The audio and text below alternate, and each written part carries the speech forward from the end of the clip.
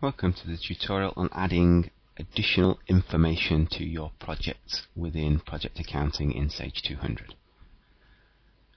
So I'm going to open up this project, Project 8 here, and I have some additional information already against this project.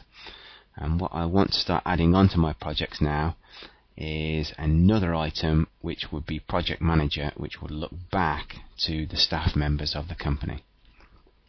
Okay, so in order to do that, just close that and come over to Project Accounting, Project Maintenance, expand that up and come down to additional information.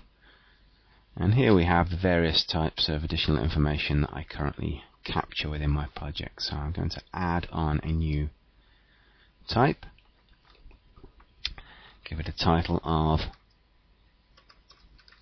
Project Manager, and here you have various types of fields you can capture. So we can capture just straight text, a numeric value, a date, time, a straight yes, no, or we can look back at the supplier list in 200, the customer list in 200, the stock list in 200, or the resource list, which is the list of employees, which is what I want in this particular selection. So I'm going to choose resource list.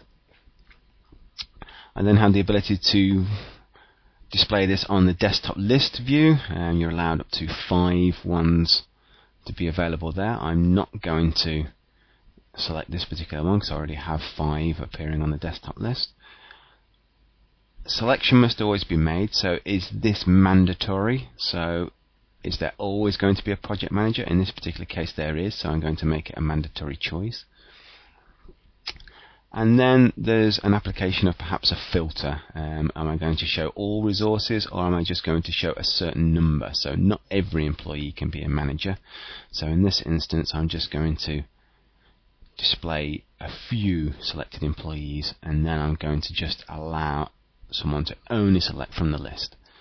So if I click on add, I can now come back and see my employees. So Bill can be a particular project manager, as can Andrew, but that is it. There are no other available managers. So I click on OK there, save that. That's now an available additional information type, and I can close there. So ordinarily at this point you would expect to be able to come back to the project, open up the project and have it available. Well, not quite yet. There's one further stage.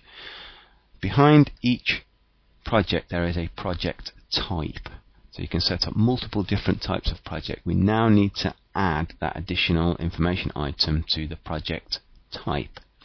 So I've come down into Utilities, System Setup, Project Structure Settings. So if we just open up Project Structure Settings, we can come over at our project levels, so different types of projects, and within here we have a project.